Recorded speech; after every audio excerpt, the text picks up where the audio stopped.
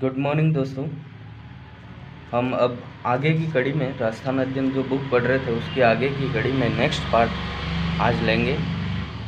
उस next part कक्षा 6 का जो नेक्स्ट पार्ट है, कक्षा 6 राजस्थान अध्ययन, इसका जो नेक्स्ट पार्ट है उस पार्ट का नाम है राजस्थान के इतिहास जानने के स्रोत। राजस्थान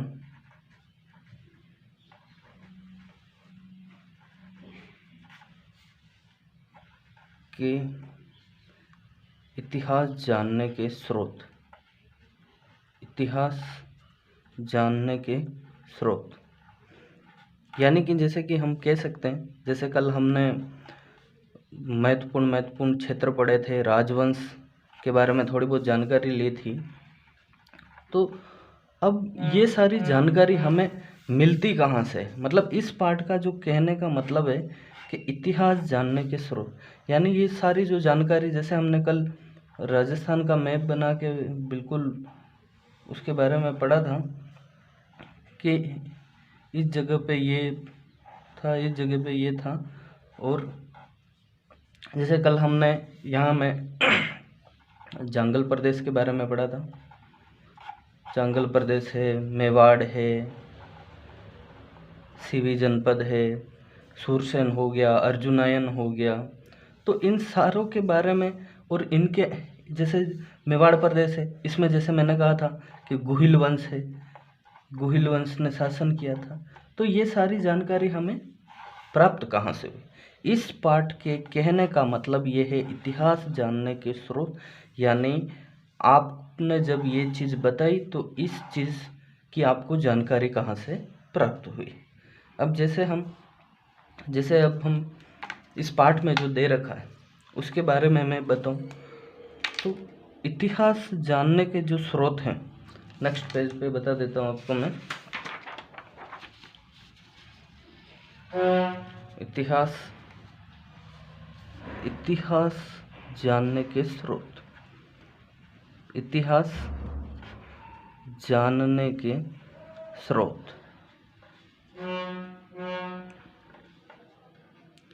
इतिहास जानने के स्रोत। अब इनको क्या हम दो भाग में बांट लेते हैं।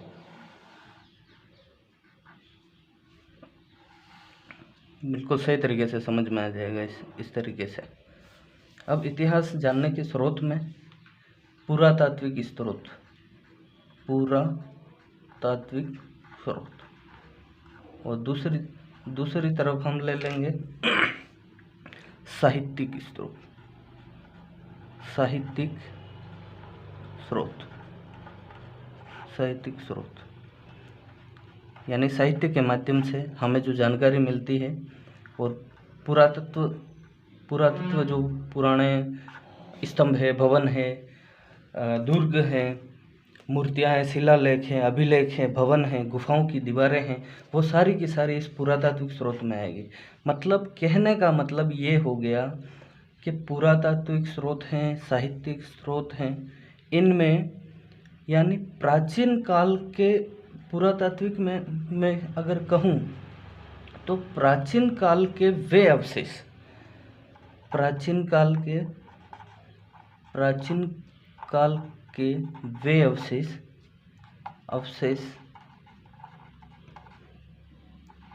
जिनसे हमें स्थान हो गया,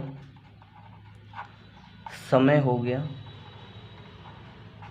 और घटनाओं के बारे में जानकारी मिलती है, वो पुरातात्विक स्रोत के तहत आएंगे।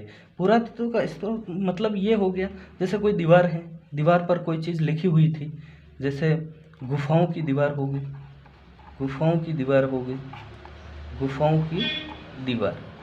अब इस पे कोई चीज़ लिखी हुई मिली है, मंदिर की दीवारों पर लिखी हुई मिली है, या फिर स्तंभ की दीवारों पर कोई चीज़ लिखी हुई मिली है, दुर्ग स्मारकों से मिले हैं,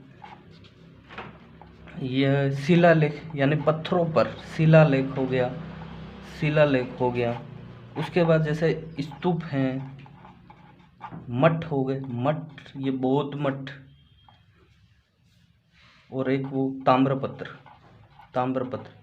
यानी इन चीज़ों पर, जैसे गुफाओं की दीवार है, मंदिर है, स्तंभ है, स्मारक है, कोई भवन हो गया, जैसे कोई भवन हो गया, जो प्राचीन भवन है, शिलालेख है, यहाँ से हमें कुछ लिखी हुई जानकारी मिली है, जिसमें प्राचीन समय के कोई स्थान, कोई समय या कोई घटना के बारे में लिख रखा है।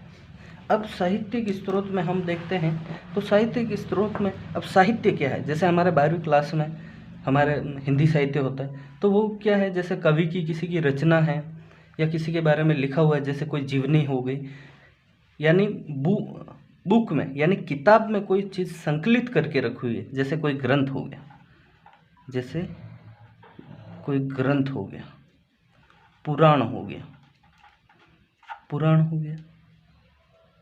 जैसे ग्रंथ में हम देखें तो बौद्ध ग्रंथ हो गए, बौद्ध ग्रंथ हो गए। उसके बाद जैन ग्रंथ हो गए, जैन ग्रंथ के बाद हम अगर देखें तो जैसे रामायण से भी बहुत सारी जानकारी मिली, रामायण से भी राजस्थान से संबंधित जानकारी मिली है, महाभारत से भी बहुत सारी जानकारी मिली है, महाभारत। तो ये हम 2 भागों में बांट दिया, जैसे इतिहास जानने के स्रोत हमने एक तो पुरातात्विक स्रोत में बांट दिया, दूसरा हमने साहित्यिक स्रोत में बांट दिया। अब जैसे हम सबसे पहले अभिलेख की बात कर रहे, इसी में अभिलेख भी आएगा। अब अभिलेख क्या चीज़ है, कोई लिखी हुई कोई चीज़ है, जैसे अभिलेख यानी शिलालेख, ये जैसे मैंने यहाँ बताया कि पत्थर पर लिखी हुई किसी, जैसे किसी राजवंश की है, या फिर उससे संबंधित कोई दुर्ग है, या फिर उससे संबंधित राजनीतिक और कोई प्रशासनिक व्यवस्था है, उसके बारे में जो जानकारी मिलती है किसी शिलालेख से, स्मारक से, स्तंभ से, वो सारे इस अभिलेख के अंतर्गत आते हैं। तो सबसे पहले हम उसी तरह जैसे हम रोज़ पढ़ते हैं एक मैप बना देते हैं, ताकि सही ढंग से समझ में आ जाएगा।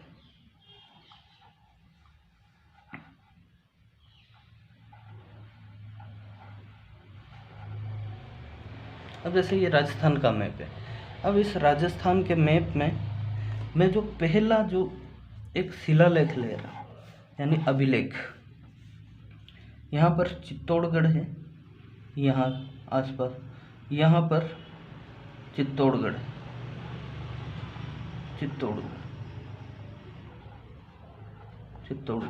इस चित्तौड़गढ़ में एक शिलालेख मिला है, अभिलेख मिला है, जिसका नाम है नगरी अभिलेख।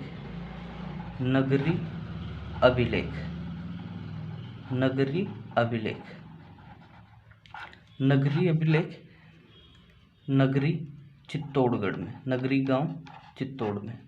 गांव चित्तौड़गढ़ से मिला है ये चित्तौड़गढ़।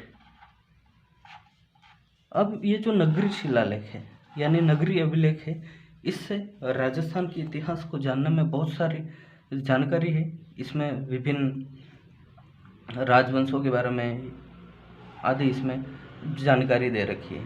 और इस नगरी अभिलेख की जो भाषा है, इस नगरी अभिलेख की जो भाषा है वो भाषा है संस्कृत, यानी ये संस्कृत में लिखा हुआ अभिलेख है। और इसकी जो लिपि है, अब लिपि क्या होता है? लिपि, जैसे मैं ये चीज़ लिखा हूँ, जैसे ये कोई भी चीज़ लिखा हूँ, जैसे मैंने लिखा चित्तौड़, तो ये लिखने का जो तरीका है, जैसे ये इसकी कौन सी लिपि होगी? देवनागरी लिपि। हम हिंदी जो है ये देवनागरी लिपि है। उसी तरह इस नगरी अभिलेख को लिखने में किस लिपि का इस्तेमाल किया गया, यानी लिखने का जो तरीका है वो है लिपि, यानी ये ब्राह्मी लिपि में लिखा गया। ब्राह्मी लिपि में ये जो नगरी अभिलेख है ये ब्राह्मी लिपि में लिखा गया। और इसका जो समय काल है,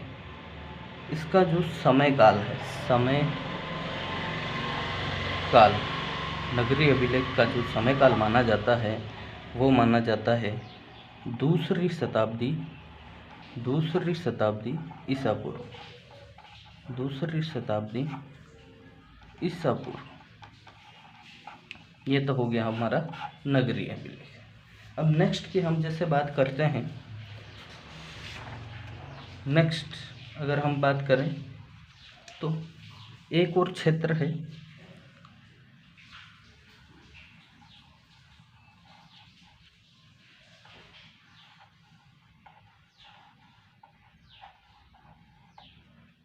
यहाँ कोटा से एक अभिलेख प्राप्त हुआ है। उस अभिलेख का नाम है कंसवा या जिसे कणसवा अभिलेख भी कहते हैं। कणसवा अभिलेख, जिसे कणसवा अभिलेख भी कहा जाता है। अब इस कणसवा अभिलेख के अंदर यानी इस अभिलेख में किसकी जानकारी मिलती है, तो मौर्य शासकों की जानकारी मिलती है। इस कंसवा या कणसवा अभिलेख में मौर्य शासकों की जानकारी मिलती है। इसका जो समय काल माना जाता है, इसका जो समय काल जो है वो है 738 ईस्वी। इसका जो समय काल है वो 738 ईस्वी। यानी कोटा में जो हमें एक अभिलेख मिला है उसका नाम है वो कंसवा से मिला है, जिसे कणसवा अभिलेख के नाम से भी जाना जाता है, और उसके अंदर मौर्य शासकों की जानकारी मिलती है, और इसका जो समय काल है वो 738 ईस्वी माना जाता है। ये एक मंदिर के शिवालय से प्राप्त हुआ है, शिवालय की दीवारों से प्राप्त हुआ। फिर हम अगर नेक्स्ट देखें तो यहाँ पर है जोधपुर। अब जोधपुर से हमें क्या प्राप्त है, तो जोधपुर से घटियाला शिलालेख के दो या घटियाला अभिलेख हमें जोधपुर से प्राप्त हुआ। इसका जो समय काल है, ये 861 ईस्वी का घटियाला अभिलेख जोधपुर से मिला है।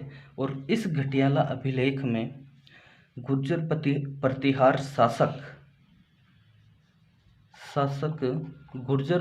शासक कक्कुक की जानकारी मिलती है। कक्कुक की जानकारी मिलती है। कक्कुक के बारे में इसमें लिख रखा है, किसमें, घटियाला अभिलेख में। इसका जो समय काल है 861 ईस्वी, और गुर्जर प्रतिहार शासक कक्कुक के बारे में इसमें जानकारी लिख रखी है, और घटियाला अभिलेख जोधपुर से मिला है। अब नेक्स्ट हम ले लेते हैं एक यहाँ पर जयपुर। यहाँ पर जयपुर है, और इस जयपुर से के पास में एक गांव है, उस गांव का नाम है बरनाला से एक अभिलेख प्राप्त हुआ है, जिसे बरनाला अभिलेख कहा जाता है। अब ये जो बरनाला अभिलेख है ये वर्तमान में आमेर संग्रहालय में रखा हुआ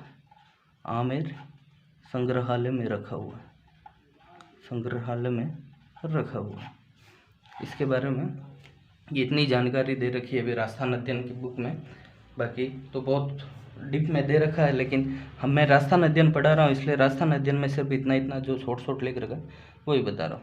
अब जोधपुर के आसपास यहाँ नीचे एक क्षेत्र और है, उसका नाम है बाड़मेर से हमें एक अभिलेख प्राप्त हुआ है, जिसका नाम है किराड़ू अभिलेख।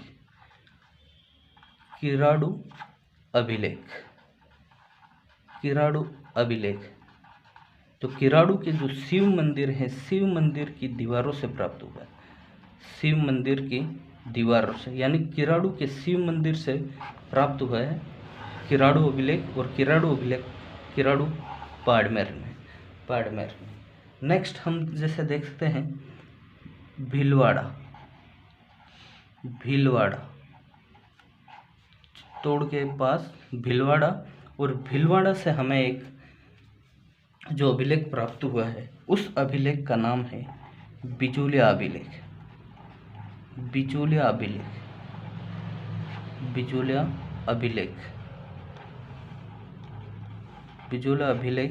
और बिचौलिया अभिलेख में इसका जो समयकाल है, बिचौलिया अभिलेख का जो समयकाल है वो समयकाल है इसका 1170 ईस्वी। 1170 ईस्वी यानी 1170 ईस्वी का बिचौलिया अभिलेख भीलवाड़ा डिस्ट्रिक्ट से मिला है। और ये इसके अंतर्गत चौहान वंश की जानकारी दे रखी। चौहान जो थे, चौहानों की जानकारी, चौहान वंश की जानकारी दे रखी। ठीक है। अब नेक्स्ट हम अगर देखें तो चिरवा शिलालेख। चिरवा यहाँ उदयपुर से 8 किलोमीटर की दूरी पर चिरवा स्थित है, और चिरवा से हमें चिरवा अभिलेख मिला है। चिरवा अभिलेख। इस चिरवा अभिलेख में मेवाड़ के शासक समर सिंह के बारे में जानकारी मिलती है। समर सिंह के बारे में जानकारी मिलती है। मेवाड़ के शासक समर सिंह के बारे में जानकारी मिलती है। मेवाड़ के शासक समर सिंह के बारे में जानकारी मिलती है। और इसकी जो भाषा है, वो संस्कृत भाषा है, यानी ये संस्कृत में लिखा हुआ लेख है। अब जैसे मैंने ऊपर एक ये बरनाला अभिलेख और बताया था, बरनाला अभिलेख की जो भाषा थी वो भी संस्कृत है। इसकी जो भाषा है ये संस्कृत थी, और ये बरनाला ग्राम में था। और इस अभिलेख में जो जानकारी मिलती है, इस अभिलेख में सोहर्न गोत्र के इस बरनाला अभिलेख की बात कर रहा हूँ मैं, सोहर्न गोत्र के एक व्यक्ति द्वारा 7 पाठशालाओं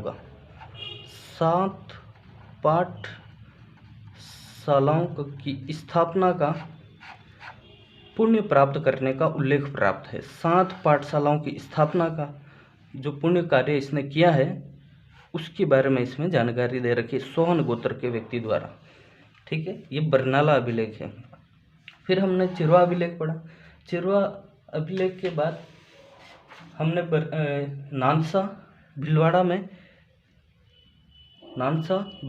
में और बिचौलिया। अब भीलवाड़ा में एक अभिलेख और था, नांदसा। हमने बिचौलिया पढ़ा था, नानसा नहीं पढ़ा था। तो नानसा अभिलेख ये भी कहाँ से प्राप्त हुआ है, तो ये भीलवाड़ा से प्राप्त हुआ है, भीलवाड़ा से। और नांदसा अभिलेख, नानसा जो है, ये नानसा अभिलेख जो है, अभिलेख ये भीलवाड़ा से मिला है, भीलवाड़ा। और इसका जो समयकाल है, समय जो है इसका 225 ईस्वी, 225 ईस्वी। और इसकी जो स्थापना है शासक सोम द्वारा की गई थी। स्थापना शासक सोम द्वारा की गई थी।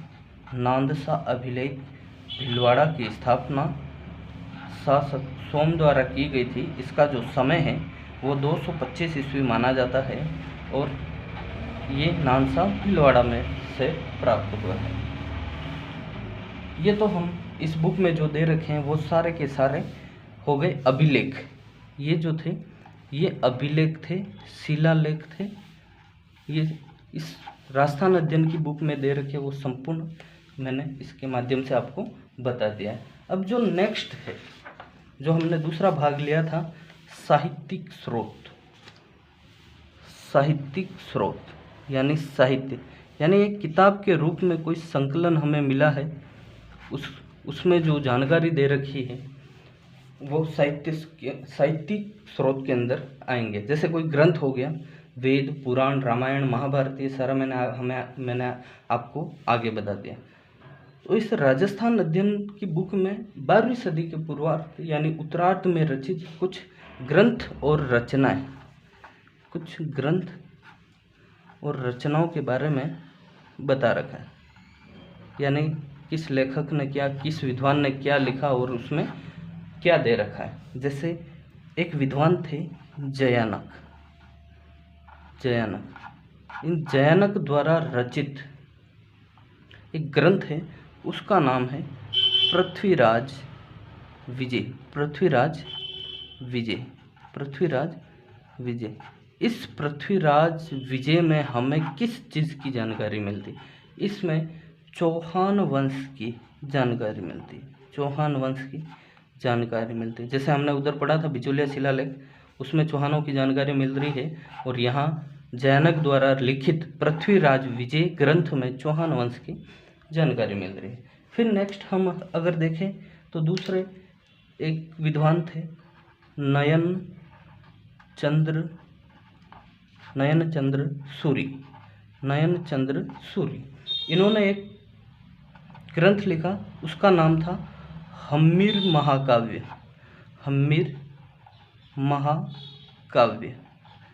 अब इस हम्मीर महाकाव्य में हमें किसकी जानकारी मिलती? देखो, रणथंभौर का साका याद है? रणथंभौर का जो साका हुआ था उस समय आक्रमणकर्ता जो था अलाउद्दीन खिलजी, यानी अलाउद्दीन खिलजी की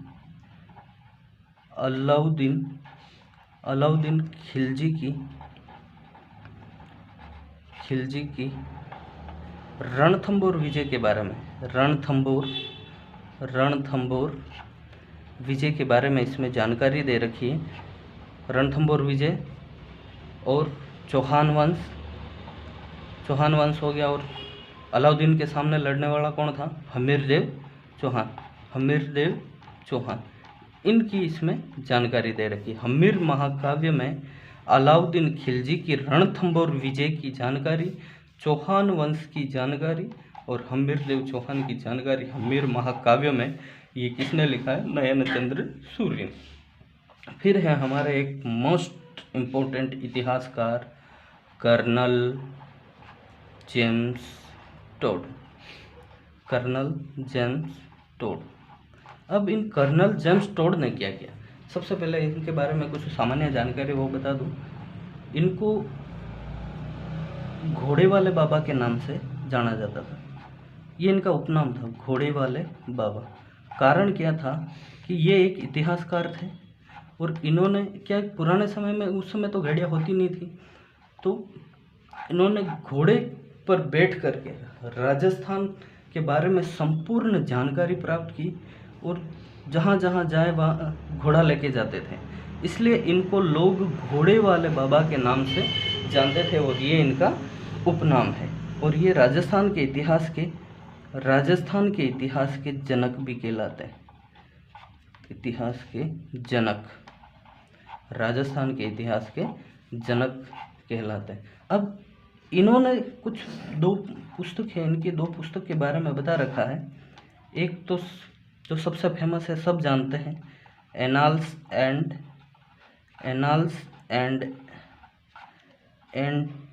एंटीक्विटीज ऑफ राजस्थान।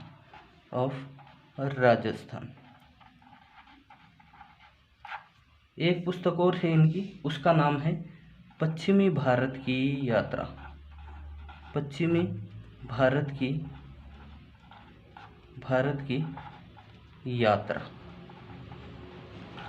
अब पश्चिमी भारत की यात्रा, अब देखिए, जैसे ये पहली बुक जो है annals and antiquities of Rajasthan, इसमें इन्होंने राजस्थान के जितने भी राजा महाराजा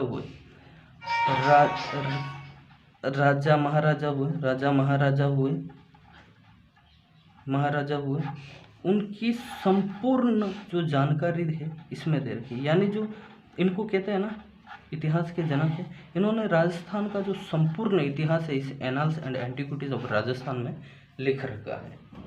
अब एक विद्वान और है हमारे, यहाँ ऊपर लिख देता हूँ, सूर्यमल मिश्रण।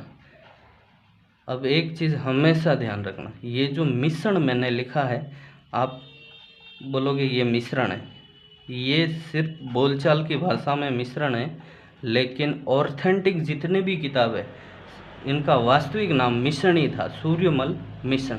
इन्होंने एक ग्रंथ लिखा था, उसका नाम था वंश भास्कर। वंश भास्कर, इनके बारे में संपूर्ण जानकारी, एक आगे एक टॉपिक और है इसका व्यक्तित्व, उसमें मैं पूरा बताऊंगा। इसमें सिर्फ ये वंश भास्कर के बारे में ही दे रखा है कि इनका एक ग्रंथ था और उसका नाम है वंश भास्कर। फिर है श्यामल दास, एक और विद्वान है श्यामल दास, श्यामल दास। अब इन श्यामल दास ने एक ग्रंथ लिखा था, उसका नाम है वीर विनोद। इस वीर विनोद ग्रंथ में किसकी जानकारी मिलती है? तो इस वीर विनोद ग्रंथ में जो गुहिल वंश है, अपने मेवाड़ का गुहिल वंश, उसकी जो संपूर्ण जानकारी मिलती है इस वीर विनोद ग्रंथ में, श्यामल दास द्वारा लिखित ग्रंथ में मिलती है। फिर है एक विश्वेश्वर नाथ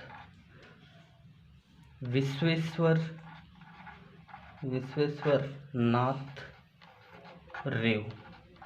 इन विद्वान ने मारवाड़ राज्य का इतिहास लिखा। ये ग्रंथ है, इनका संकलन है और मारवाड़ राज्य के इतिहास के नाम से ही है, और इसमें इन्होंने मारवाड़ के राज्य के इतिहास के बारे में लिखा है। फिर है सबसे फेमस G.H. ओझा।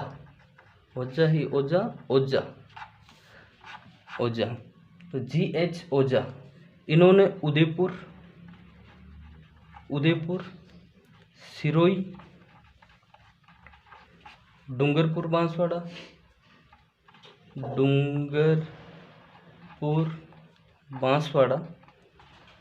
बांसवाड़ा, प्रतापगढ़ हो गया और जोधपुर राज्य का इतिहास लिखा। किसने लिखा? G.H. ओझा ने। यानी G.H. ओझा ने उदयपुर, सिरोही, डूंगरपुर, बांसवाड़ा, प्रतापगढ़ और जोधपुर राज्य का इतिहास लिखा। इसमें इन्होंने इन राज्यों की संपूर्ण जानकारी दे रखी है इस बुक में। ठीक है, ये तो हो गए साहित्यिक स्रोत जो इस बुक में दे रखे। अब इसमें कुछ हमें सभ्यताओं के बारे में भी बता रखा है। सभ्यता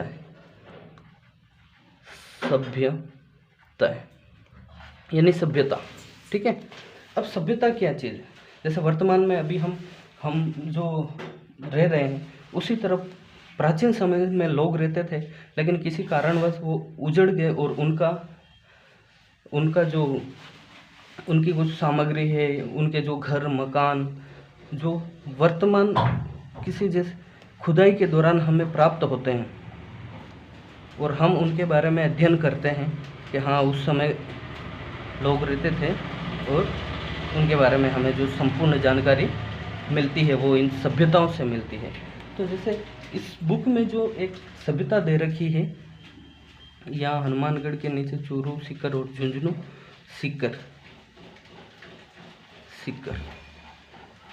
सीकर से एक सभ्यता प्राप्त हुई है, उस सभ्यता का नाम है गणेश्वर सभ्यता। ये जो गणेश्वर सभ्यता है, ये गणेश्वर सभ्यता कांतली नदी के किनारे बसी थी। कांतली नदी, वर्तमान जो कांतली नदी है उसके किनारे गणेश्वर सभ्यता मिली थी। अब इस गणेश्वर सभ्यता की खोज किसने की? तो 1972 में R.C.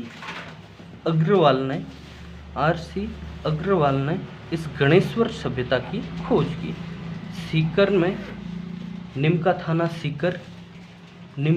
सीकर लिख देना यहाँ पे, निमका थाना नीम का थाना सीकर से कौन सी सभ्यता मिली? गणेश्वर सभ्यता।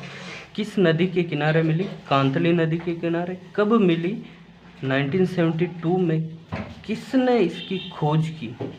खोज R.C. अग्रवाल ने की। R.C. अग्रवाल। यहाँ से सर्वाधिक तांबे के जो अवशेष मिले, यहाँ से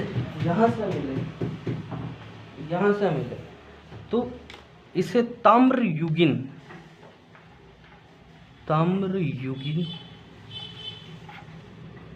सभ्यताओं की जननी कहते हैं। सभ्यताओं की जननी। और इसी को पुरातत्व का पुष्कर भी कहते हैं। पुरातत्व का पुष्कर भी कहते हैं। इसी को पुरातत्व का पुष्कर भी कहते हैं।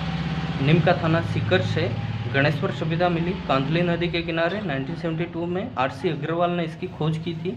इसे ताम्रयुगीन सभ्यताओं की जननी कहते हैं और पुरातत्व का पुष्कर भी कहते हैं। अब एक इधर इसके जस्ट यहाँ नीचे है जयपुर। यहाँ से एक सभ्यता मिली जिसका नाम था जोधपुरा सभ्यता। अब इस चीज़ का विशेष ध्यान रखना, जैसे ये जोधपुरा ऐसे लिखे हुआ आएगा, जोधपुरा सभ्यता कहाँ है? ऑप्शन में फर्स्ट में वो जोधपुर देगा, तो लड़के देखेंगे जोधपुरा दे रखा है तो ये जोधपुर में होगा, लेकिन ये जोधपुर नहीं जोधपुरा है और ये जयपुर से मिली। फिर एक है नौह सभ्यता भरतपुर में।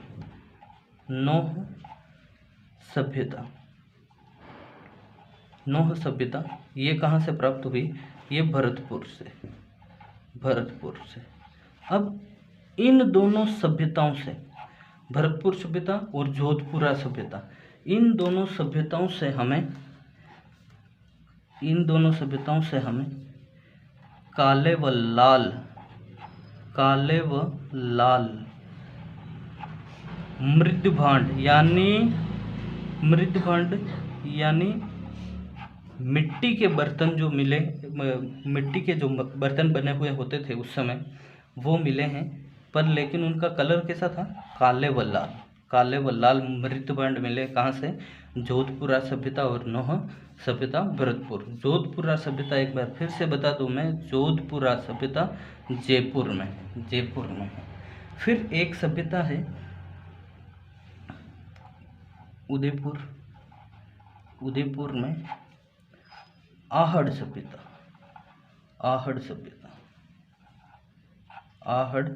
सभ्यता, जिसको आघाटपुर के नाम से भी जाना गया। आघाटपुर के नाम से भी जानते हैं इसको, आघाटपुर सभ्यता। ये एक ग्रामीण सभ्यता है।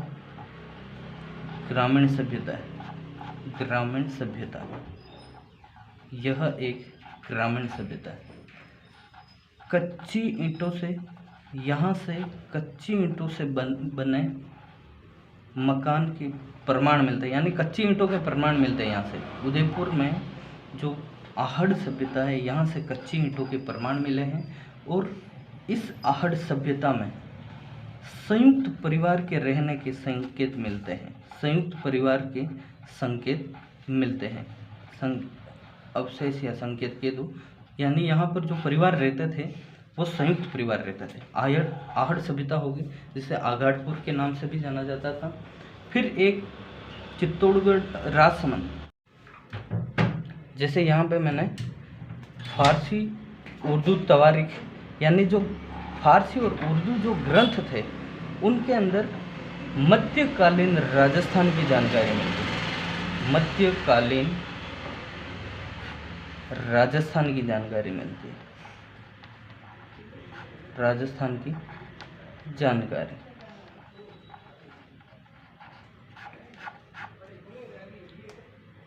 एक दो विद्वान और थे, जैसे चंद बरदई।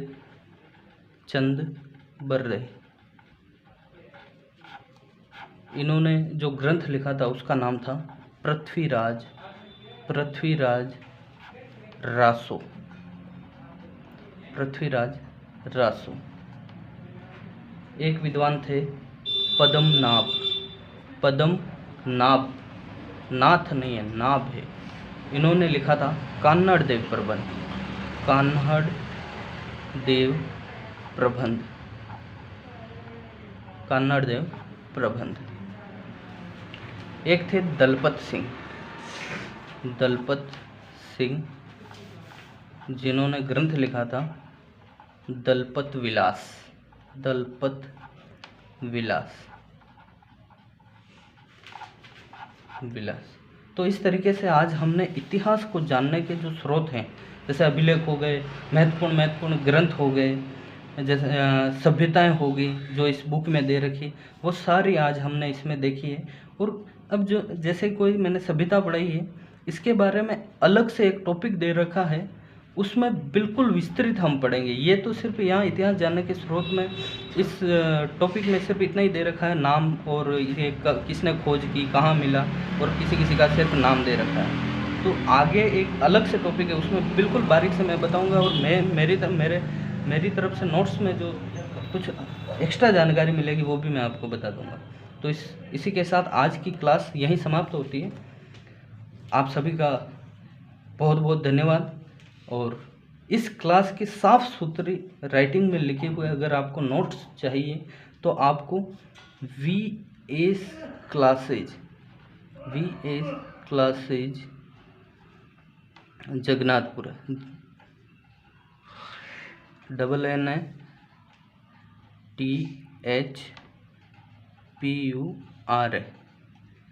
ये मेरा टेलीग्राम चैनल है। यहाँ से आपको ये जितना भी सारा लिखा हुआ है इसका सारा का सारा आपको साफ़ सुथरी हैंड राइटिंग में आपको नोट्स मिल जाएंगे। आज के लिए इतना ही, बहुत बहुत धन्यवाद।